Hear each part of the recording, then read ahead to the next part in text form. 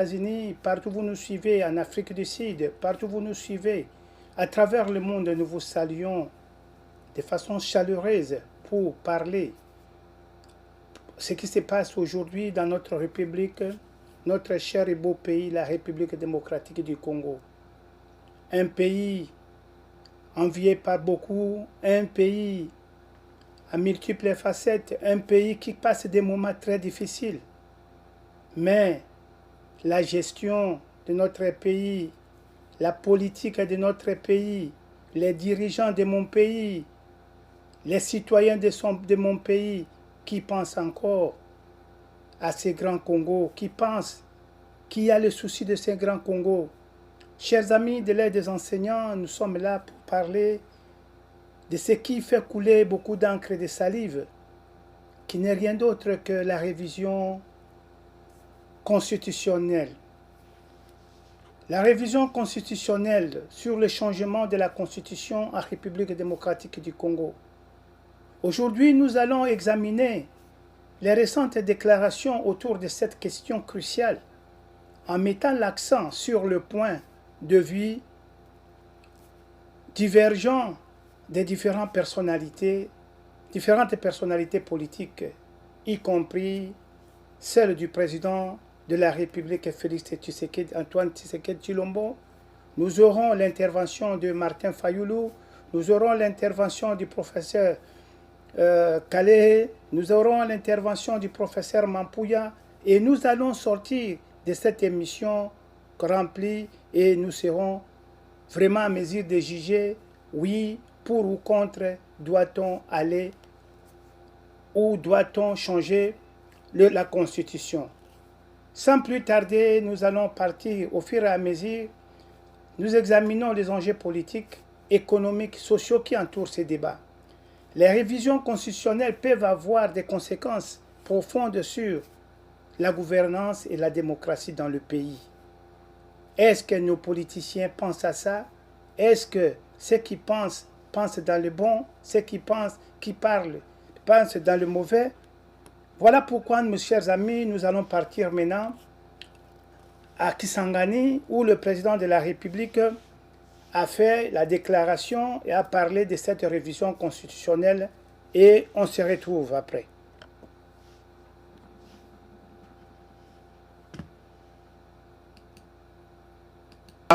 Bana mboka o bazali na mayele bafandela yango bakoka kotala likambo wana. Me banguna na biso lokola bayebi ke ngai na telemeli bango balingi ba profite na nzela wana bakosa bana Kongo. Likambo oyo ya bamanda o ezali na constitution oyo elobi ke manda ezabe mibale soko sali moko peuple congolais apeso ya mibale osali abu pia. Likambo wana pona ko changer yango esengeli kaka peuple congolais ye moko oyo abetelaki yango sete. Ezali likambo ya président de la République te. Kasi président de la République azali garant ya bon fonctionnement ya mboka. Tango azali komona ke makambo misusu oyo esengeli ye atala, oyo ya peuple te lokola ya bamanda, me oyo ye asengeli atala. Tango azali komona ke makambo wana eza kotambola malamu te, me esengeli ye abenga bana mboka misusu atala ndenge nini bakoki kotia mayele na bango po ete bakende noki makambo ebonga. Botala lokola ndakisa ya likambo oyo ya gouvernement. Tosali maponomi le 20 décembre 2023. Ngai bavote ngai po na volonté na bino ba investir ngai le 20 janvier 2024. Mais gouvernement eye ko banda mosala na yango na mois de juin. Ezali normal te. Nyonso wana parce qu'il fallait koleka ba étape na ba étape oyo constitution na biso ezali kosenga. Place wana lokola par exemple likambo ya ba mandat na Assemblée nationale ezali eloko moko validation ya ba mandat na Assemblée nationale ezali eloko moko ekosalema en 2 jours. Tokoki kozoelango 1 mois te pour être bureau provisoire et ça la misalati bureau définitif et au fan. Donc ezali ba biloko andengo wana o esengeli kotala pour être tokoka kobongisa yango. Eza lokola likambo ya ba gouverneur de province. Botala ndenge ba province na biso ebele ezali bloqué pour être assemblée provinciale. Ceux qui ba sepeli na gouverneur te babandi bitumba babosani peuple congolais bakomi kobunda kati na bango oyo alingi kolongwa te oyo alobi ke okolongwa kaka. Donc biloko wana il faut totiela yango mayele totala ndenge nini tokoki kosilisa yango po ete soki gouverneur azali wana souci na ye mission na ye ezala se moko ya kosalela peuple congolais. Nde moi bandakisa na pesi bino pona lakisa bino que constitution na biso ezali malamu te esalemaka d'ailleurs na mboka bapaya et puis na bapaya bango moko bazui ba mode de fonctionnement na bango bayeko pesa biso yango awa biso constitution na biso esengeli esalema sur base ya bizaleli na biso moko peuple congolais. Yango wana boyokaki na lobaki likambo wana kasi ezali pe likambo ya urgence te to banda kobunda kati na biso ba congolais na ko désigner na banza année prochaine commission nationale oyo ekozala na bato ya ba discipline nyonso mais oyo bazali bana mboka batia mayele na bango ba bote la biso constitution oyo ezali adapté na ba réalité na biso Congo pe oyo ekobanda ko handicapé fonctionnement ya mboka te po constitution basala kayango pona moto moko te constitution basala kayango pona ekolo pepo etikala seko na seko tant que ekolo ekobanda kozala. Donc nazali koloba na banguna ya Congo ba profiter na likambo wana te po bakabola bana Congo surtout baike oyo bazali komibenga ba opposant ya nzala oyo bakoki bitumba ya opposition te bakomi kokende koluka banguna na biso ba Rwandais baya kosalisa bango babundisa Congo na bana mboka Congo.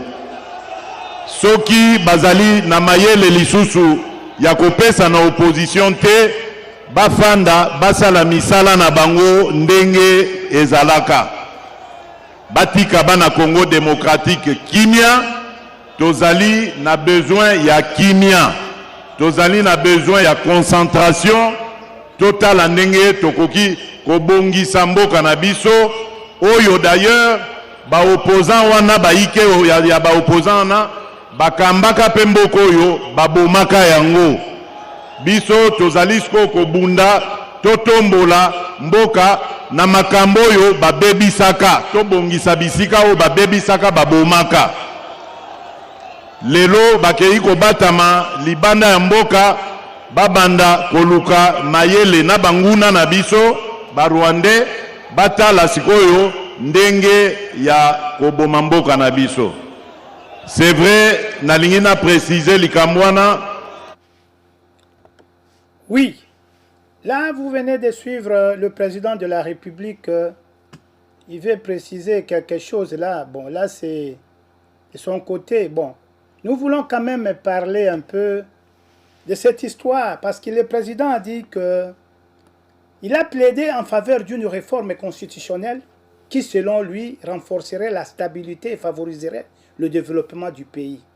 Cependant, ces propos ont suscité des interrogations, notamment sur ses intentions réelles, les implications de ces changements.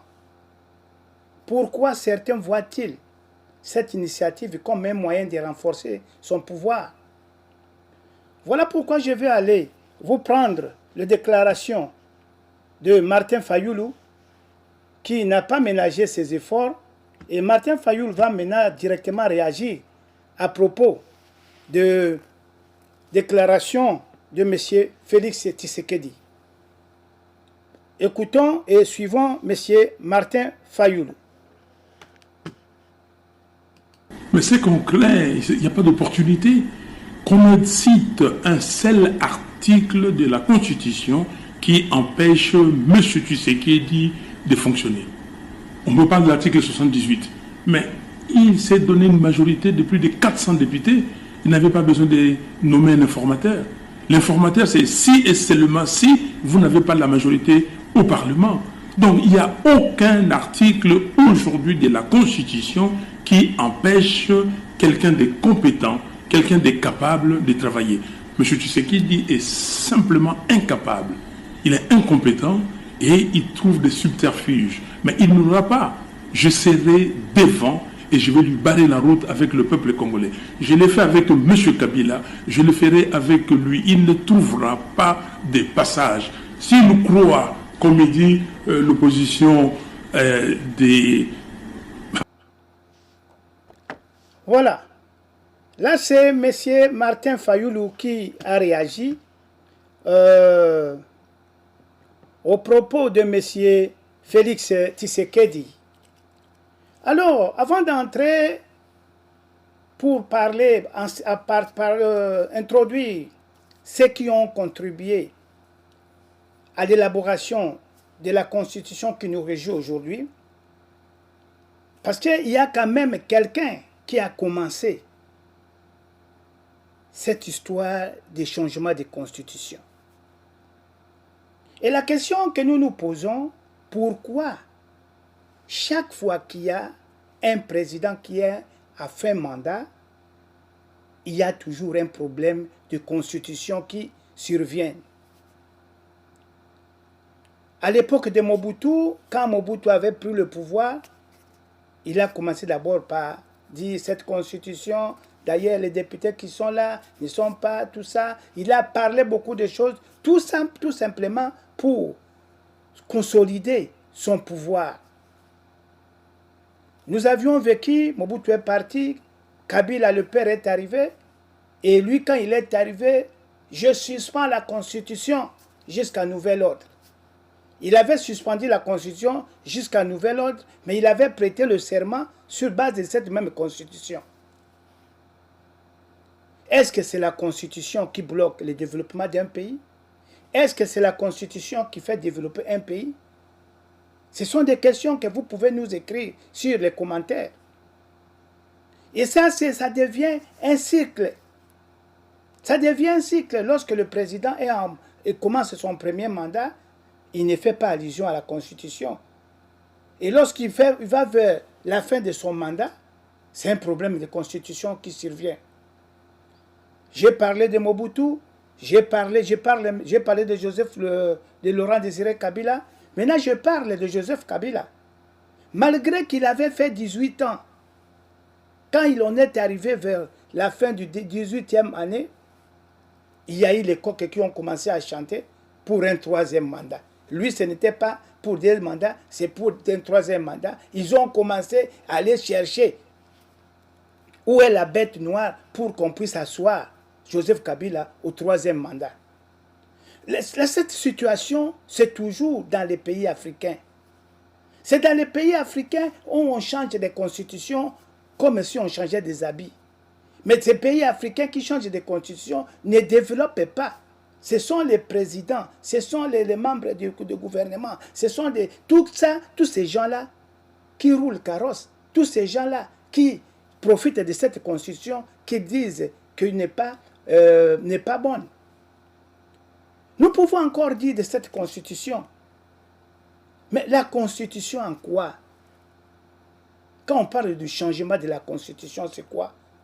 Le changement de la constitution, c'est lorsque c'est un accord. Cette constitution que nous avons aujourd'hui en 2006, qui était érigée en 2006, était passée au référendum. La population avait jugé, avait accepté. Vous aviez battu campagne. L'opposition comme le pouvoir, nous disons que vous étiez pour cette constitution. Et que cette constitution-là a été agréée, votée par la population. Mais quand est-ce qu'on doit changer une constitution? C'est lorsqu'il y a des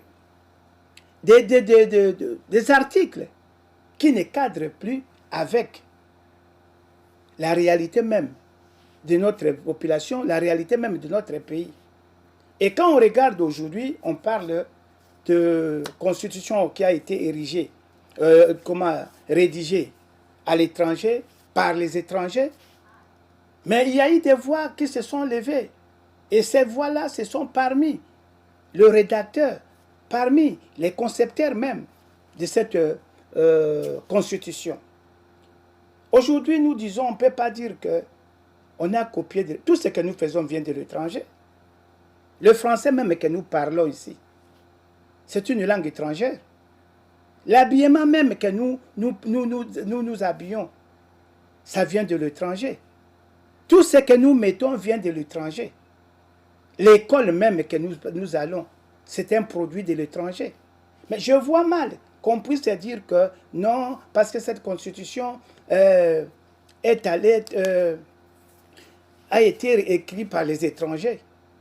Le professeur Mampouya va nous dire, mais avant que le professeur Mampouya ou le professeur Ndaïwel puisse parler, parce qu'il y a un qui soutient qu'il y ait changement de la constitution, à l'occurrence le professeur Ndaïwel, mais le professeur Mampouya, lui, vient pour dire que, pour réfuter que cette constitution n'était pas rédigée par les étrangers. Mais néanmoins, il y avait quelques supports, quelques spécialistes étrangers qui étaient là comme des conseillers. Mais dire que cette constitution a été érigée par les étrangers et pour les étrangers, beaucoup de Congolais n'ont pas apprécié, beaucoup de Congolais n'ont pas vraiment agréé cette déclaration du président de la République.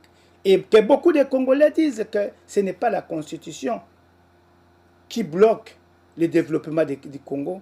Ce n'est pas la constitution qui permet qu'il y ait détournement des biens. Ce n'est pas la constitution qui fait qu'on puisse nommer des formateurs, des informateurs. Ce n'est pas la constitution qui fait qu'il y ait inégalité salariale. Ce n'est pas la constitution. C'est quelque chose de bonne volonté. C'est quelque chose décidé par les dirigeants.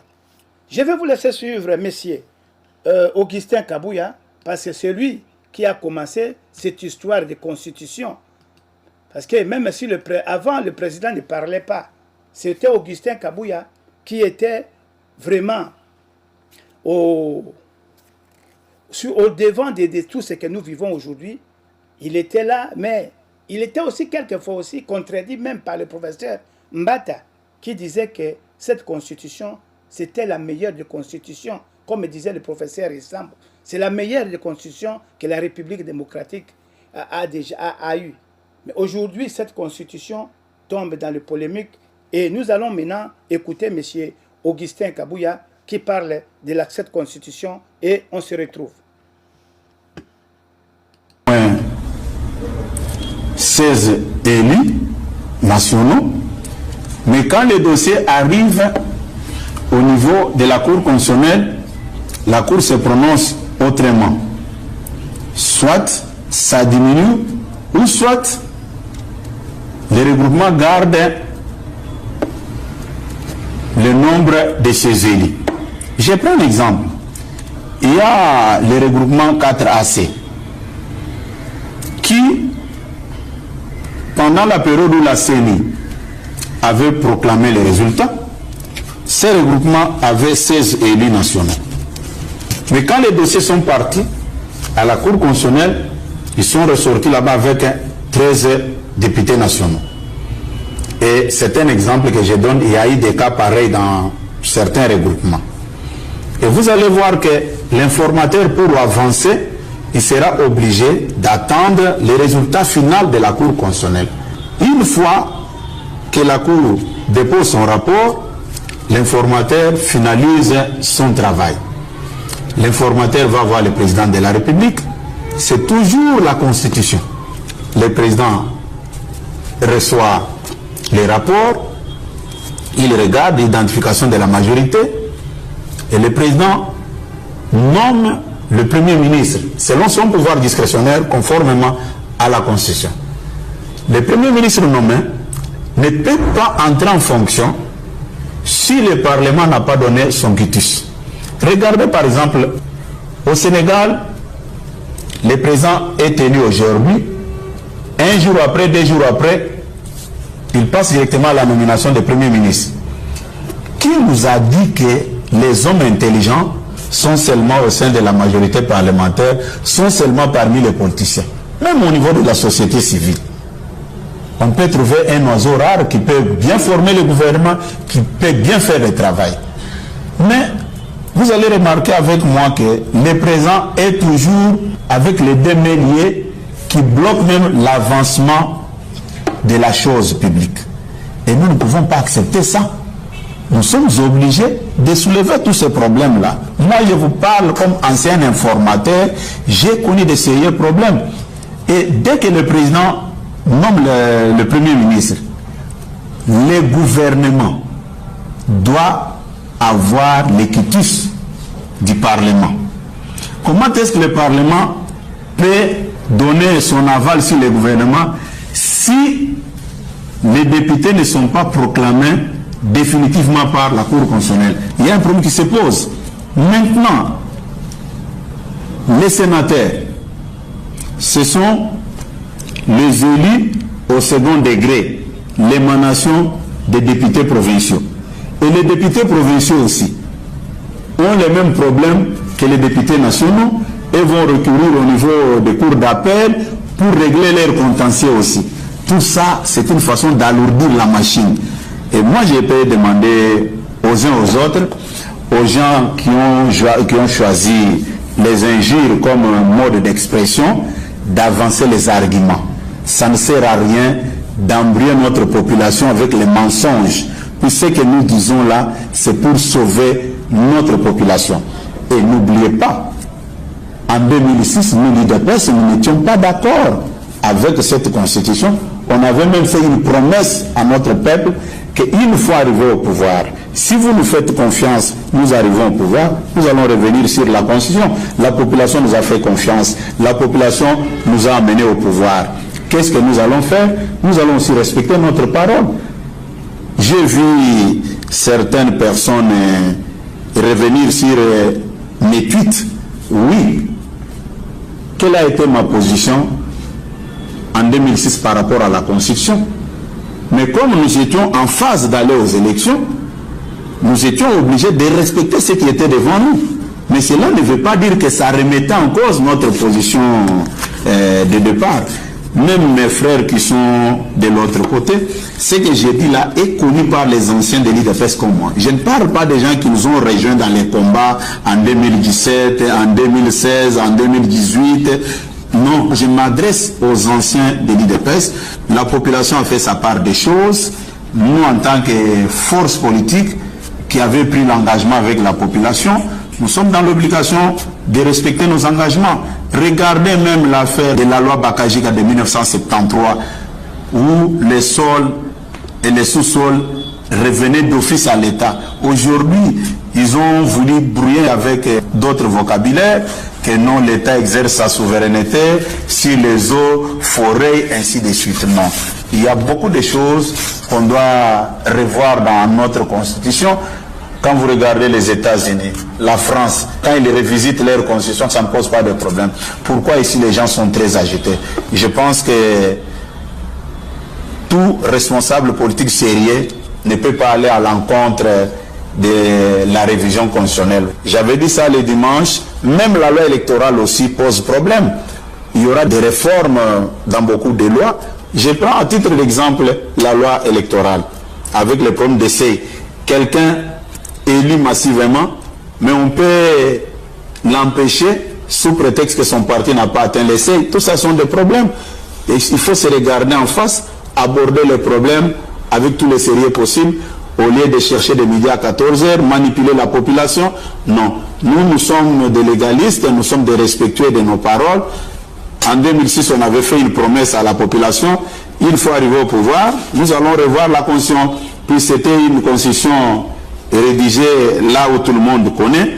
Mais en tant qu'élu, en tant que responsable de la première force politique de notre pays, je me vois dans l'obligation de donner des orientations à notre base et à notre population. À cet effet, l'élu de Moamba a même annoncé qu'il entamera dans les jours à venir.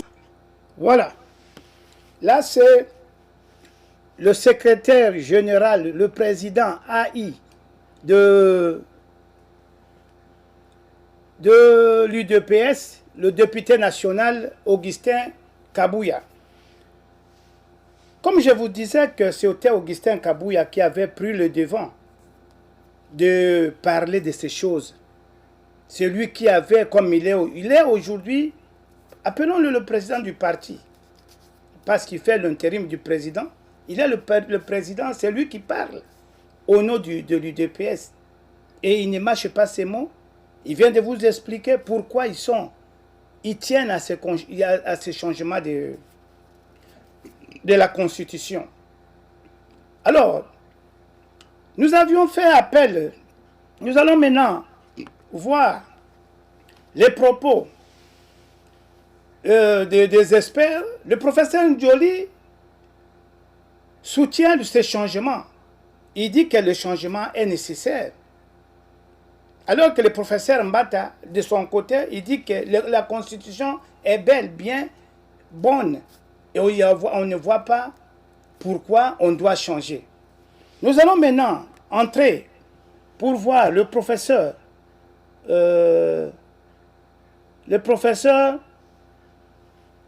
Mampouya. Lui, il fut parmi le rédacteur. Nous allons maintenant écouter le professeur Mampouya qui va nous parler comment cette constitution a été rédigée, qui était là, il y avait des étrangers. Voilà, c'est le professeur Mampouya avec qui nous allons parler. Nous allons maintenant écouter le professeur Mampouya. Nous le suivons et on se retrouve après. Prenez les dispositions de la Constitution qui concernent le gouvernement. Vous dites que le gouvernement est composé du Premier ministre, toute la composition, on le sait, et la formation du gouvernement doit tenir compte de la représentativité nationale. Ça s'arrête là. Et qui juge de cela, c'est le Premier ministre et le Président de la République. Il n'y a aucune disposition, autre disposition, qui contraigne le Premier ministre ou le Président de la République. Mais les politiciens, et c'est en cela qu'ils sont pernicieux, ils ont trouvé le moyen de bloquer la machine et de faire croire quand même au Président de la République que c'est la Constitution qui bloque. Qu'ils disent, même les professeurs d'université qu'ils consultent, qu'ils poussent en avant, qu'ils montrent telle disposition empêche le président d'avancer ou le Premier ministre d'avancer. Mais quand telle disposition. Mais quand on dit constitution rédigée à Kigali, le président a dit qu'il faut donner à la RDC une constitution digne de son nom. Parce que c'est là ou où digne de ce pays. L'avocat dont on parlait tout à l'heure disait que les archives, non, le manuscrit de cette constitution se trouverait à Kigali. Vous qui avez participé à sa rédaction, dites-nous ce que vous en savez. Mais lui, il n'y a que lui qui peut expliquer ses fantasmes. Je crois qu'il est à la recherche de quelque chose. Il se fait toujours appeler, j'ai vu les textes, il se dit toujours maître tel et tout ça. Il n'est plus avocat, il n'est pas avocat. Il est doctorant. Et donc, je ne sais pas ce qu'il est. Il n'est pas avocat. S'il était avocat, il a été radié, donc il n'est plus avocat. Et donc, Kigali, son influence sur la constitution congolaise et le juridisme que vous avez mis dedans. Parce que là, il parle d'un rapport officiel de l'ONU. Dites-nous, mais prof Mampouya. Je vois qu'il a reproduit un extrait d'un rapport du secrétaire général qu'il attribue au bureau du secrétaire général. Ça n'existe pas. C'est le rapport du secrétaire général. Et les documents officiels des Nations Unies ont une codification par laquelle on les présente et on les cite. Tous les documents officiels des Nations Unies. Là, il a pris un extrait, il ne l'identifie pas bien, il donne la date, mais un extrait parlant de quoi? Parlant de la formation de l'armée, mais ça, ce sont les suites de Sun City.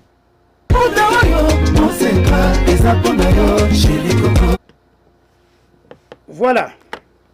Nous continuons toujours dans ce système pour écouter les experts. Le professeur Mampouya, comme vous venez de voir là, il s'est opposé à ce qui s'est passé, à tout ce qu'on a dit sur la constitution des étrangers.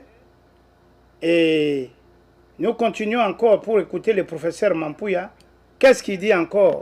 Nous ne voulons pas faire la publicité ici. Et nous avions tiré ces images près de notre confrère Kayembe, qui a eu la chance d'interviewer le professeur Mampouya. Nous revenons encore avec le professeur Mampouya et on se retrouve. Le projet au niveau de l'Assemblée nationale a été soumis alors après au référendum. Je voudrais bien parler de ces choses parce que dans votre introduction, vous indiquez bien les justifications que certains avancent pour modifier la Constitution. D'abord, il faut éviter, il n'y a pas de fétichisme là-dedans. Toute Constitution est révisable. Toute Constitution peut être révisée. Donc, ce n'est pas sorcier de dire qu'il faut la modifier. Moi, je suis même parmi les demandeurs depuis longtemps de la modification de la Constitution. Donc, ça ne me gêne pas. Ce qui me gêne, moi, c'est les justifications qui sont avancées. C'est du n'importe quoi. On dit que cette Constitution, au-delà d'être une constitution des belligérants, d'après ce que le disent, a été rédigée à Kigali. Ça, c'est un monsieur qui se présente, qui dit être avocat, qui l'affirme sur les réseaux sociaux. Constitution. J'ai lu ce monsieur. Rédigé à Kigali, et Paul Kagame en détiendrait les manuscrits. Ah non, il a même dit qu'il le détient, lui, des informations officielles. Officielles des Nations Unies, oui. Je crois que... Et ce texte a été largement partagé sur les réseaux sociaux. Ça, ce sont des fantasmes. Des gens avaient parlé. En disant, vous voyez, ça traîne. La formation du gouvernement, etc. C'est parce que il y a dans la Constitution des dispositions lourdes qui empêchent le président d'agir, etc. Et maintenant, le Premier ministre, il empêche le Premier ministre d'agir, et c'est la Constitution. Moi, à l'époque, c'est quand on les reposait, l'exemple sénégalais, où les choses sont allées un peu plus vite. Mais c'est parce qu'il n'y a pas les Sénégalais, c'est les Sénégalais. Ici, oui, ils ont dit, non, mais chez nous, le problème, c'est la Constitution. Ici, il n'y a pas les Sénégalais. S'il y a les politiciens traditionnels congolais. Alors, moi, je ne voudrais pas entrer dans un raisonnement philosophique ou technique trop long. Je voudrais savoir qu'on me dise, qu'on explique aux gens, parce qu'il faut respecter le public congolais.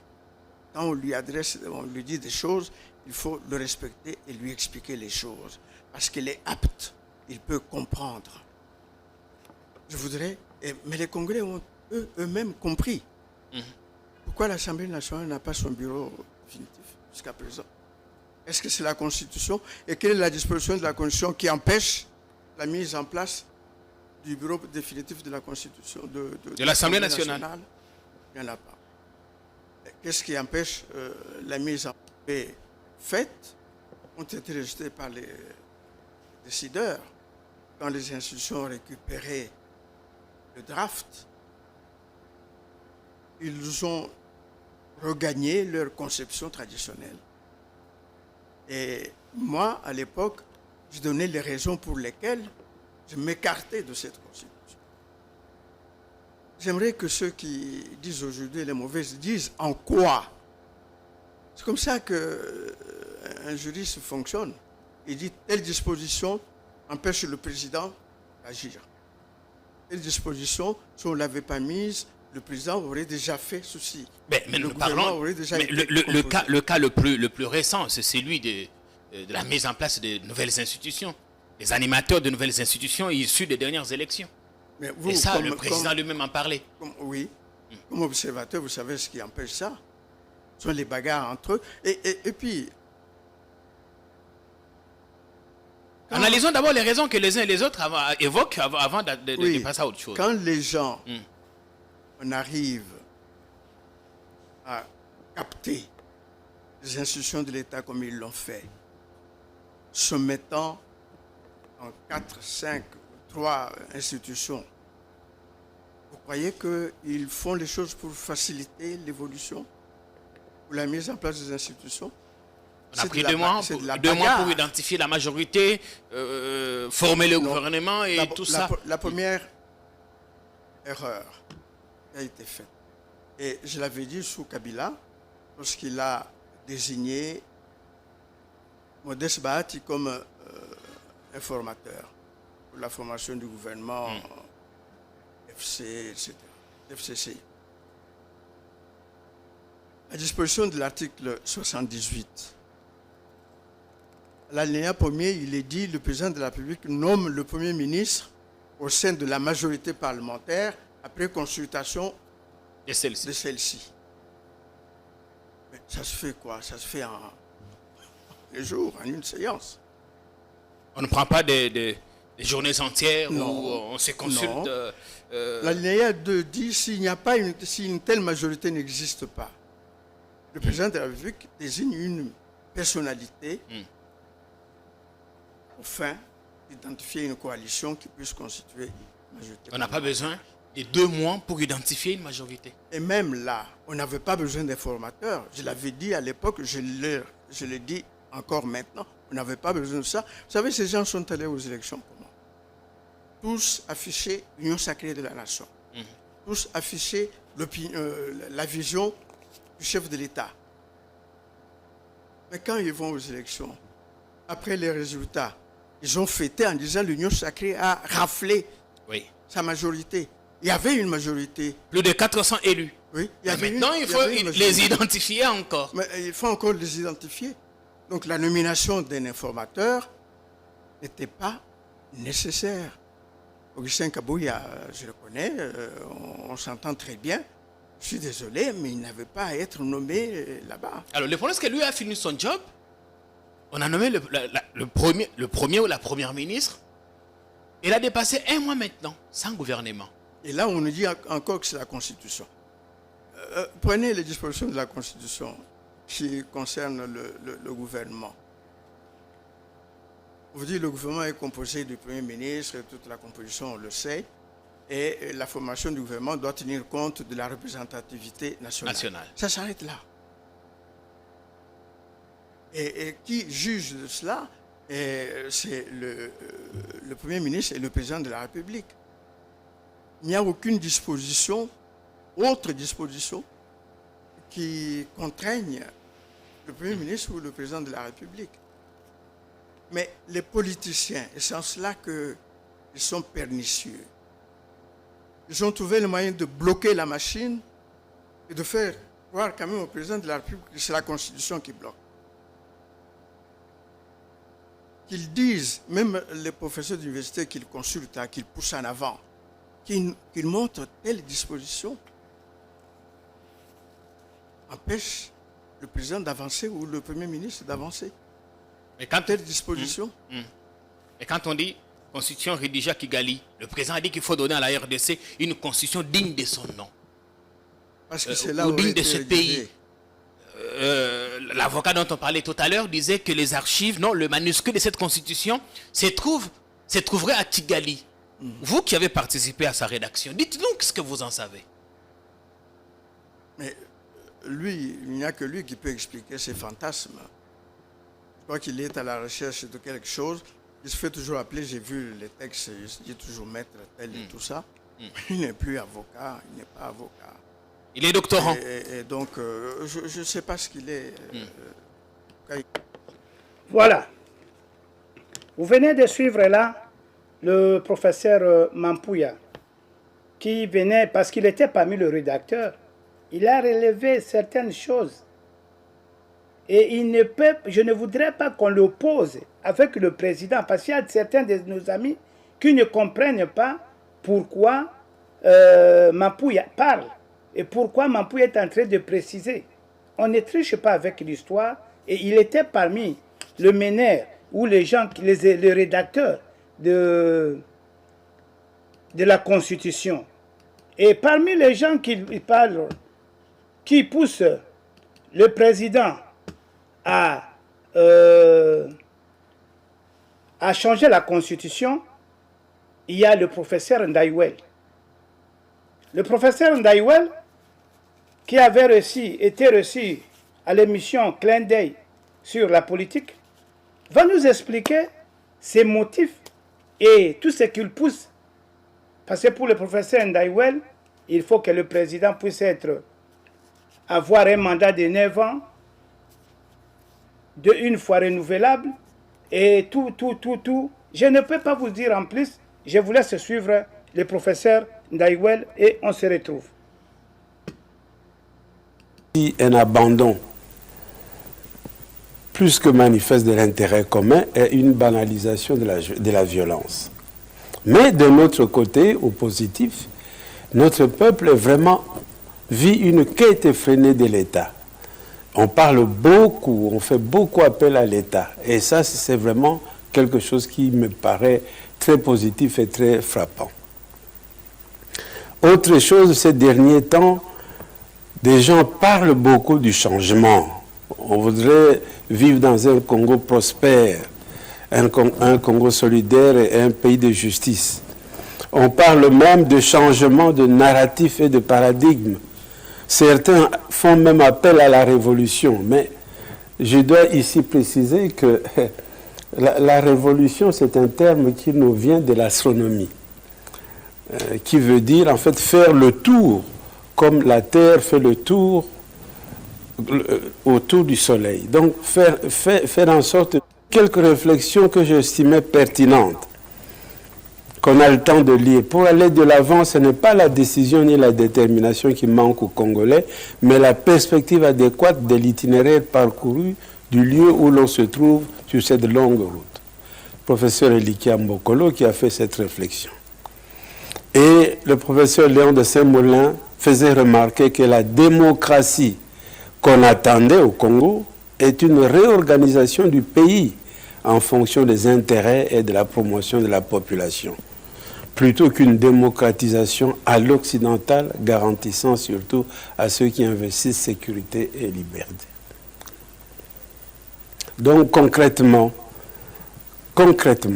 la réflexion doit nous amener d'abord à nous décider à sortir définitivement de la logique de la sous-traitance.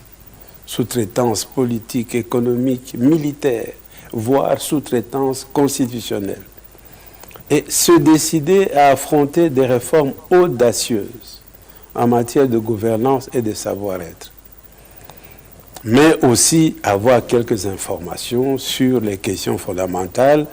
Quelle est exactement l'histoire de notre aménagement du territoire? Là, c'est long à expliquer, on pourra y revenir. Et j'ai mis des cartes, et on peut aussi dire prendre connaissance de ces éléments. Et là, justement, j'ai fait une série de réflexions qui sont exactement les éléments sur lesquels, devant 600 personnes, ça a été relayé. Beaucoup de gens l'ont suivi. Moi, ce que je veux, c'est le débat. Je ne prétends pas détenir la science infuse. D'abord, je rappelle que je ne suis pas constitutionnaliste ni juriste. je donne de la matière en disant, voilà, on peut peut-être réfléchir dans cette orientation. J'ai voulu que les gens s'expriment. Et je savais très bien qu'en un premier temps, il fallait laisser les gens s'exprimer. Je dois quand même m'étonner qu'on ait été jusqu'à des insultes. Ça m'a étonné parce que... Et c'est justement parce que la population n'avait pas bien cerné la question. Donc, revenons à des orientations que vous avez proposées, par exemple. Oui, moi je veux bien, mais vous savez, les Congolais savent aussi que ça fait 50 ans, plus de 50 ans, que je suis, je dirais presque, l'élève de l'histoire du Congo. J'étudie, j'observe. Ce n'est pas la première fois que je me permets d'émettre un avis. Donc, je croyais que je pouvais mériter ne fût-ce qu'un minimum d'écoute. Moi, je pense plutôt que c'est la spéculation qui a pris place à des bonnes explications. Voilà pourquoi vous êtes là. Nous allons y arriver, bien sûr. D'accord. Oui, parlons des orientations. Vous proposez un mandat unique de 9 ans. Et surtout cela, c'est fait à la veille des élections. On est à 3 mois des élections de 2023. Ouais. Ne pensez-vous pas que ça, c'est pour éveiller un peu les sensibilités dans le pays? Moi, j'ai envie de vous dire tout de suite qu'on peut oublier ça. Ce n'est pas ça le fondamental des démarche. On peut même l'oublier parce que notre société est très politisée et on a retenu de tout ce que j'ai dit uniquement cela. Mais cela ne m'empêche pas de l'expliquer. Je l'explique. Vous en prie. Ce que j'ai voulu dire, c'est ceci. Nous vivons l'expérience des mandats de 5 ans. Nous avions commencé par 7 ans, avec 5 ans, 7 ans, avec Mobutu, on est revenu sur 5. Parce qu'évidemment, nous suivons. On dit en France qu'en vue du septennat, au Congo, nous pratiquons le septennat. Jusque Chirac, qui a connu un septennat, et puis après il est passé au quinquennat. Nous suivons le quinquennat. Donc, nous sommes dans la démarche que j'ai évoquée tout à l'heure, nous vivons de la sous-traitance. Alors, je me suis dit, est-ce qu'on ne peut pas réfléchir sur quelque chose qui correspond à notre situation? Dans la mesure où, lorsque nous mettons en place les élections, au lendemain des élections, nous continuons à penser aux élections parce qu'on doit se préparer pour les 5 ans après. Exactement. Ceux qui n'ont pas été élus ne pensent qu'à leur élection. Ceux qui l'ont été, s'ils pensent à diriger effectivement le pays, 50%, mais les 50 autres pourcents, c'est comment faire pour rester en place. Alors je me suis dit, est-ce qu'on ne peut pas imaginer un système à mandat unique? Alors, dans mes écrits antérieurs, j'avais pensé que ce mandat unique pouvait être de 8 ans. C'est-à-dire le septennat avec 1 an. Bon. Récemment, j'ai dit 9 ans. Pourquoi? Parce que, et c'est écrit, c'est expliqué, parce que 9 ans, mais ça je peux montrer vite, 9 ans, parce que, voilà, je pensais que on peut aller à un système comme celui-là, les élections législatives régionales, dans la terminologie ici, régionale, ça veut dire les 6 régions plus la ville de Kinshasa, 5 ans, renouvelables une fois. Les législatives nationales, 7 ans, renouvelables une fois. Alors, présidentielle, 9 ans parce que je voulais que chaque fois il y a un écart de 2 ans pour que les élections ne se déroulent pas au même moment. Et que notre CENI ait le temps de se concentrer sur une élection bien faite. Et nous tous concentrés là-dessus. 2 ans après, une autre bien faite, et puis une autre après. C'était dans ce sens. Mais si cela nous fait penser Non, mais c'est une belle réflexion. Oui. Une belle réflexion, mais pourquoi maintenant, à la veille des élections de 2023? Mais moi, je vais vous dire, mais pourquoi pas? J'ai fait une réflexion globale. Pourquoi je dis, comme je viens de le dire, parlons de tout sauf de ça. J'ai fait une réflexion globale. Et cette réflexion globale, elle n'est pas neuve. Ceux qui m'ont déjà lu le savent déjà. Et je sais que quand j'ai présenté le livre, les gens l'ont lu. Et j'ose dire également, parce que chez nous, lorsque vous dites quelque chose, c'est très intéressant lorsque c'est dit par un Européen. Comme je suis africain, ça n'a pas beaucoup de sens. Mais je vais vous dire que mon livre a été préfacé par le père Léon de Saint-Moulin, qui l'a lu et relu, qui n'a pas eu à redire sur cet aspect des choses. Donc il a trouvé que c'était une réflexion cohérente.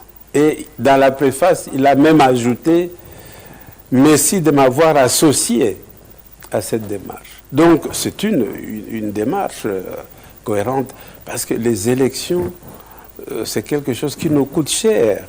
Et qui nous coûte cher, surtout, pas seulement en finance, mais également les dégâts humains, beaucoup de dégâts humains. Il y a une certaine frange de la population, avant de vous laisser poursuivre, nous allons suivre cette réaction de la population qui estime qu'en laissant ces mandats de...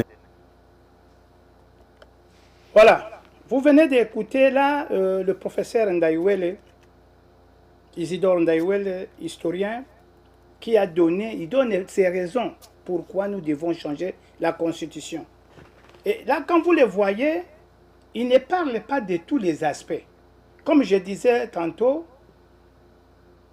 les défenseurs du changement de la Constitution ne voient que le poste du président, ne voient que le député, ne voient que les sénateurs, alors que nous avons beaucoup de points de la Constitution. En lieu et place de changer toute la Constitution, pourquoi ne pas seulement amender ces points-là? Mais dans ces constitutions-là, la constitution que nous avons aujourd'hui de 2006, c'est une constitution qui est sortie après le Sun City. La Sun City, c'était après des guerres qui avaient embrasé la République. Et c'est une constitution qui a été vraiment tracée ou rédigée après des moments difficiles. Est-ce que, en changeant cette constitution de façon illégale, cette constitution ne va pas nous créer des problèmes?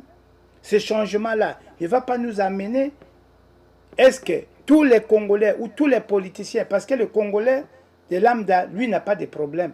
Le grand problème, ce sont des politiciens qui ne visent que leurs intérêts. En changeant cette constitution, vous allez voir les méthodes d'élection. Ils vont chercher à faire des choses qui iront à leur rencontre, à leur volonté. Mais cette constitution, il en est de même.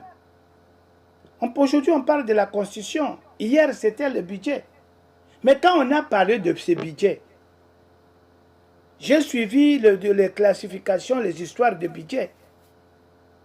Dans le budget, on vous dit, non, nous allons maintenant augmenter les emplois, nous allons tout ça. Mais une fois passé, ces emplois-là ne sont pas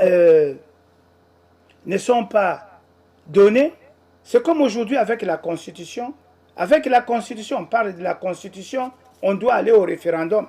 Mais ces référendums-là, c'est comme nous vivons aujourd'hui, nous venons de passer des élections qui vont organiser ce référendum. C'est toujours Kadima qui va organiser le référendum.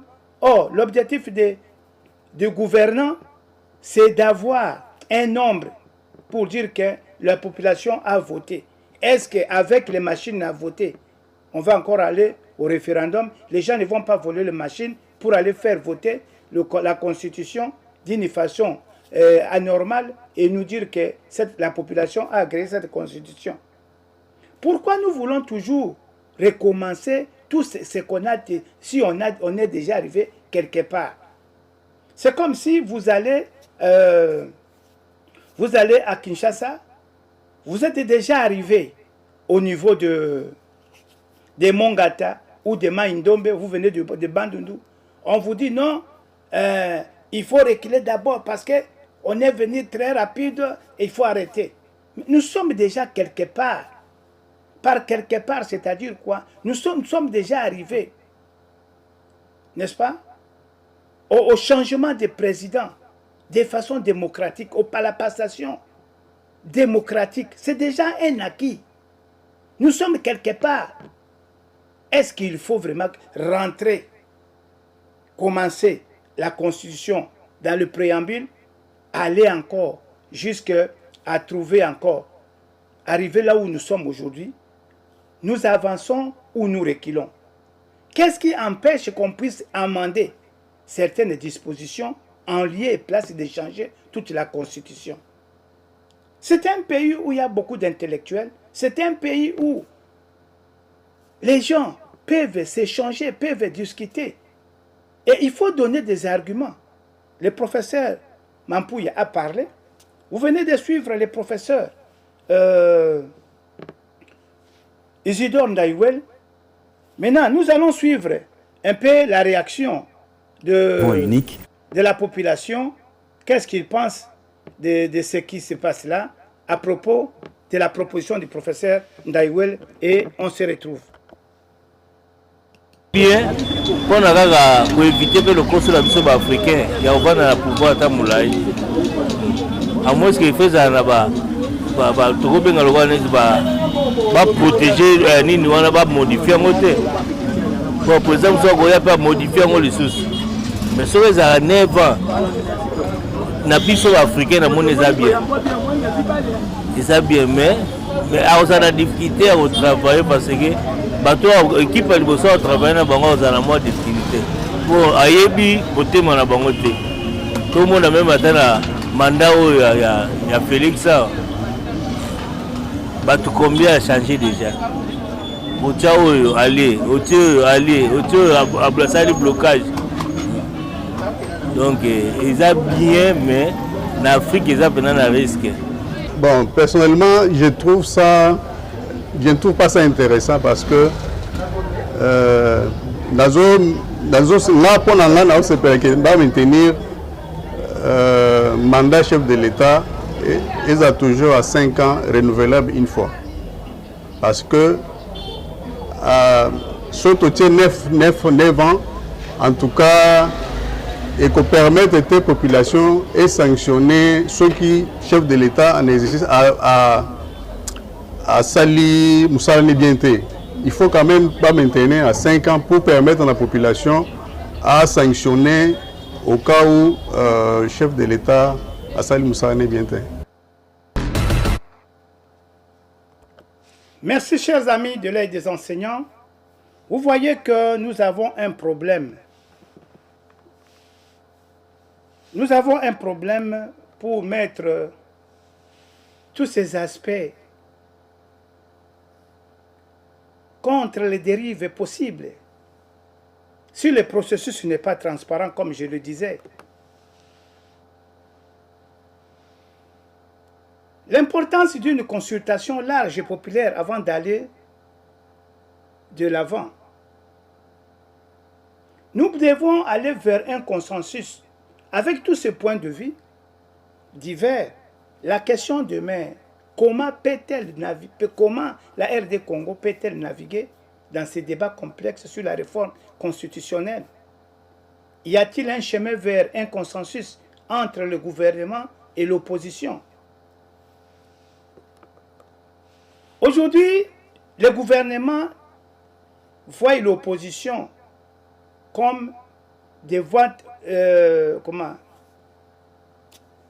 en rien, des votes en rien. Aujourd'hui, le gouvernement dit que l'opposition, c'est l'opposition des affamés. Mais si un groupe d'opposants est allé faire la guerre, est-ce que c'est une raison pour que vous puissiez qualifier tous les opposants des opposants affamés? Nous voulons que il y ait un consensus. Parce que je vois mal, ça autrefois, j'avais apprécié le propos du président Félix Tshisekedi quand il disait « Ne vous manquez pas des opposants ». Un opposant, c'est un animal politique, il ne faut pas se manquer de lui. Il y a une fois que le président Félix avait dit ça. Mais cette fois-ci, je n'ai pas apprécié quand le président Félix dira que les opposants, ce sont des opposants affamés, ce sont des opposants qui n'ont plus rien à faire, ce sont des opposants qui sont en connivence avec le Rwandais. Non, ce n'est pas tous les opposants. Il y a une tranche des gens. Parmi ces gens-là qui sont là, ce sont des gens parfois qui sont frustrés, qui étaient avec vous. Vous les appelez aujourd'hui opposants. Ils étaient avec vous. Je prends le cas de Franck Diongo. Il était avec vous. Vous aviez milité ensemble. Peut-être qu'il a été frustré, il s'est retiré. Mais dire que tous les opposants, ce sont des opposants affamés, ça, ce n'est pas bien. Nous devons chercher un consensus. Nous devons chercher un consensus pour qu'on puisse trouver une solution durable quant au changement ou à l'amendement de la Constitution. Vous qui nous écoutez, nous vous invitons à réfléchir à cette question et à participer à la discussion. Nous vous encourageons à nous faire part de vos opinions sur ce sujet. Êtes-vous en faveur d'une révision constitutionnelle? Quel changement envisagez-vous? Ensemble, continuons à discuter des enjeux qui déterminent l'avenir politique de notre pays. Merci de nous avoir rejoints pour cette émission spéciale. Nous vous disons encore merci. Et si vous n'êtes pas encore abonné à notre chaîne, n'hésitez pas, avant de partir, abonnez-vous et partagez cette émission avec tous ceux qui vous sont chers. Seul, on sera fort. Et pensez à ceux qui vous ont enseigné, que l'enseignant soit toujours valorisé. Nous vous remercions et à très bientôt. Bienvenue à notre émission spéciale sur le changement de la Constitution.